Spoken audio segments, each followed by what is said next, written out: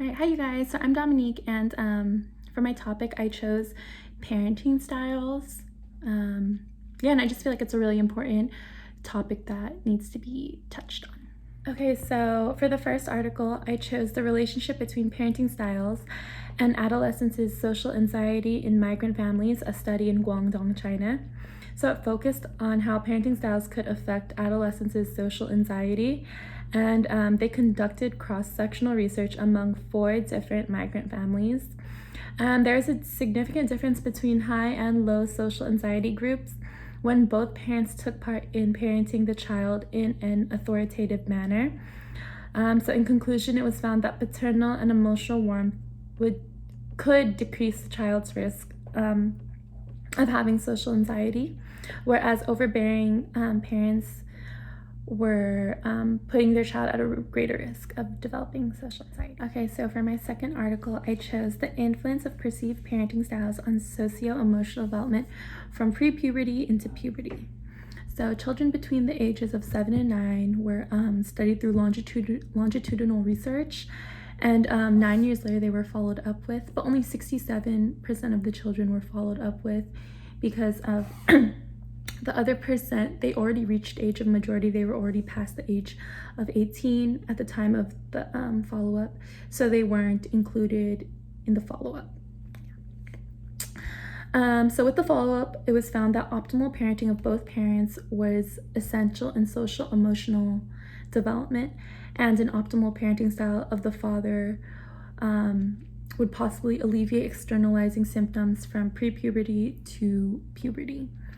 Children who had fathers that demonstrated less paternal affection or paternal neglectful parenting were at higher risks of developing externalizing problems in youth up until adulthood. Okay, so in comparison to both of the articles, they both show how parenting styles can later on affect a child's development cognitively and emotionally. I think it's important to take into account how people speak or treat and even act around their children who are of a very young age, because even though it doesn't seem like it, it can affect the child's development later on.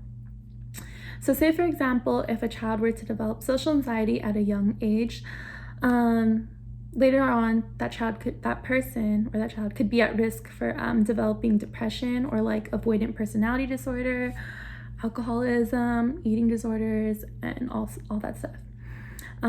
Children are like sponges or like mirrors, you could say, and they mimic everything they see, what their parents, peers, and media, and what the media does. And studies show that how we parent children can put them at risk for certain things. So there was a case that I learned about when I took Psych 325 physiopsychology last semester, and there was a case about this girl named Jeannie Wiley.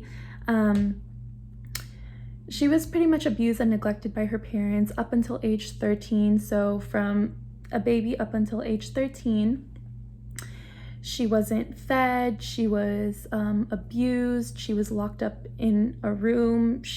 I don't think she was allowed to pee in a toilet either, so she would always, pee and defecate on herself.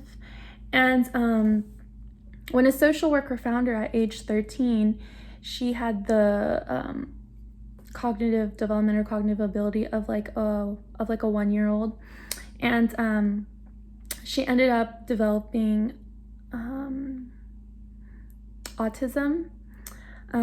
She didn't pay attention to people.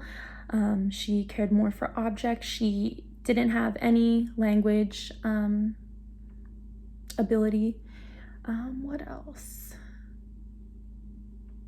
She was also somewhat developmentally deformed. And so she had like the mind of like a 1-year-old. She couldn't dress herself. She didn't know how to go to the bathroom, stuff like that. And of course, when the social worker took her in, she ended up going to therapy and all that stuff like that. And she was able to, after therapy and rehabilitation, all that stuff like that, she was able to dress herself. She was able to go to the bathroom. She was able to say like a few words, but she was still developmentally behind. But why I'm mentioning this, it shows resilience which is what we talk about in class. And despite what she did go through and, you know, her circumstances and her environment, when she was taken out of that environment and given the opportunity to become better, she had the resilience to, you know, become better. So yeah.